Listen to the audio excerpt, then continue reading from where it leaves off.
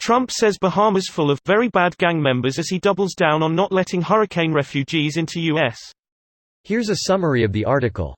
Donald Trump has claimed the Bahamas is full of very bad gang members, as he defended a decision not to let survivors of Hurricane Dorian enter the U.S. A day after survivors of the storm were ordered off a boat from Freeport to Fort Lauderdale, Florida, if they did not have a U.S. visa, and the official death toll rose to 45, Mr. Trump doubled down on a decision not to do more to accommodate those struck by the record-equaling storm. We have to be very careful. Everyone needs totally proper documentation. I don't want to allow people who weren't supposed to be in the Bahamas to come into the United States, including some very bad people, the president told reporters at the White House.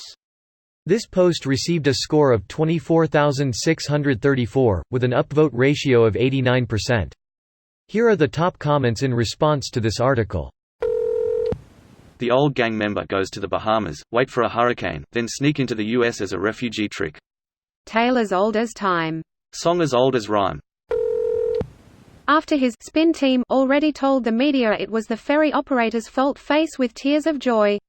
I wonder why they even bother making statements when Trump will contradict them within 24 hours. I mean, other than the part about it completely undermining the sanctity of America and the office of the POTUS, it's always great for a chuckle. Sanity. Gang members is another way of Trump saying brown people. Nah, it's his way of saying brown people that are too poor to give me money. Rich brown folks, like the Saudis, are just fine. I understand this line of thinking, but we must also consider the practical effects of this kind of rhetoric used for personal gain. Even if Trump has ulterior motives, and you hear those when you read something like this, for his supporters it's just good old-fashioned racism. For the people those supporters of his negatively impact because they've been emboldened, it's good old-fashioned racism. So I think it's kind of pointless to get bogged down in the weeds on that and instead just be firm on the fact that no such prejudice is okay from any person, let alone the president.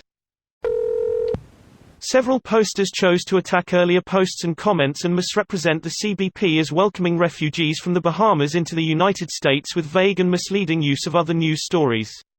This is the "I told you so" courtesy of the President of the United States.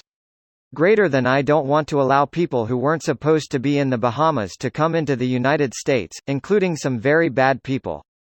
That's a pretty intricate plan to infiltrate the U.S. by trailing Dorian until it wrecks the Bahamas, then pretend to be a survivor of the disaster and hoping to be granted refuge in the U.S. These bad guys come up with the most devious plans. Whoever came up with that plan must be a pretty stable genius. You know, I've noticed a consistent lack of logical progression in these people. An almost cult-like fealty to falsehoods in order to assure that dear leader is always correct. I dare say that I think these right-white nationalists might be intentionally breaking logic in order to allow their points to be sound. Well, if you're a white nationalist, you just have to constantly create weird excuses to keep non-white migrants out of the U.S.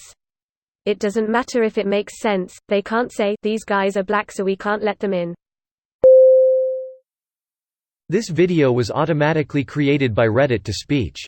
The article and comments in this video were selected from Reddit according to their upvotes, and any paraphrasing was performed by smmry.com, without any human intervention.